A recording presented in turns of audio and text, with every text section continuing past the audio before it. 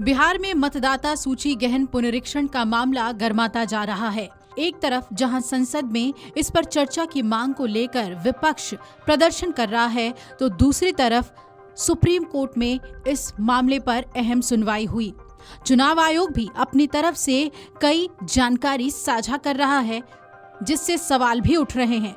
आइए इन तमाम मामलों को समझते हैं और एसआईआर का ये मामला किस ओर जा रहा है ये समझने की कोशिश करते हैं। बिहार में मतदाता सूची गहन पुनरीक्षण को लेकर चुनाव आयोग ने कहा है कि अभी तक किसी भी राजनीतिक पार्टी ने एसआईआर को लेकर आपत्ति नहीं जताई है। चुनाव आयोग ने सोशल मीडिया पर एक पोस्ट साझा किया, जिसमें राजनीतिक पार्टियों की सूची भी शामिल है। इसमें बताया गया है कि किसी भी पार्टी ने अभी तक एसआईआर को लेकर कोई आपत्ति नहीं की है। चुनाव आयोग द्वारा सूची के अनुसार बिहार में राजद के 47,506 बूथ लेवल एजेंट्स हैं, लेकिन 1 अगस्त 2025 से लेकर 6 अगस्त 2025 के बीच पार्टी के तरफ से एसआईआर को लेकर कोई आपत्ति दर्ज नहीं कराई गई है। इसी तरह कम्युनिस्ट पार्टी ऑफ इंडिया के 1,496 बीएलए हैं, लेकिन किसी भी बीएलए की तरफ से कोई आपत्ति नहीं जताई गई। ये जानकारी अपने आप में बहुत अहम हो जाती है, क्योंकि इधर विपक्ष संसद का घेराव कर रहा है और इस मुद्दे पर चर्चा की मांग कर रहा है। फिर आपत्ति चुनाव आयोग से क्यों नहीं जताई? अब बात कर लेते हैं सुप्रीम कोर्ट की। संसद में विपक्ष विरोध प्रदर्शन कर रही है और इसके खिलाफ आवाज उठा रही है। सुप्रीम कोर्ट भी इस मामले से अछूता नहीं है। कोर्ट में एसआईआर से जुड़ी याचिका दायर की गई थी। कोर्ट ने सभी याचिकाओं पर सुनवाई की। एसोसिएशन फॉर डेमोक्रेटिक रिफॉर्म्स यानी एडीआर ने याचिका दायर कर निर्वाचन आयोग ने ड्राफ्ट लिस्ट में जो 65 लाख लोगों के नाम हटाए हैं, उसकी जानकारी प्रकाशित करने के लिए आयोग को निर्देश देने की मांग कोर्ट से की है। एडीआर की ओर से सुप्रीम कोर्ट में वकील प्रशांत भूषण ने ये मामला मेंशन किया। 65 लाख लोगों को मसौदा सूची से हटाए जाने के संबंध में दाखिल आवेदन को मेंशन किया। इस पर चुनाव आयोग ने कहा कि हमने राजनीतिक दलों को हटाए गए लोगों की सूची दी है। सुप्रीम कोर्ट ने आवेदन पर चुनाव आयोग से हलफनामा दाखिल करने को कहा है। अब सुप्रीम कोर्ट ने क्या क्या कहा है वो जान लीजिए। वकील प्रशांत भूषण ने कहा कि जिन लोगों के फॉर्म्स प्राप्त हुए हैं, उनमें से ज्यादातर ने इनमें से कोई भी फॉर्म नहीं दिया है।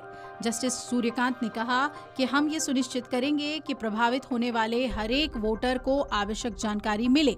शनिवार तक जवाब दाखिल करें और भूषण को इस पर विचार करने दें, फिर हम देख पाएंगे कि क्या खुलासा हुआ है और क्या नहीं। कि ड्राफ्ट लिस्ट में 65 लाख नाम छूटे हुए बताए गए हैं, लेकिन उन 65 लाख नामों की कोई सूची नहीं दी गई है और कहा गया है कि 32 लाख लोग पलायन कर गए हैं और कई अन्य विवरण नहीं दिए गए हैं। उन्हें ये बताना चाहिए कि 65 लाख लोग हैं कौन पलायन कर रहा है और कौन मर चुका है। जाहिर है कि बीएलओ ने इस व्यक्ति को हटाने या ना हटाने की सिफारिश की है। उन्होंने 2 निर्वाचन क्षेत्रों के लिए ये प्रकाशित किया है, लेकिन अन्य क्षेत्रों का क्या?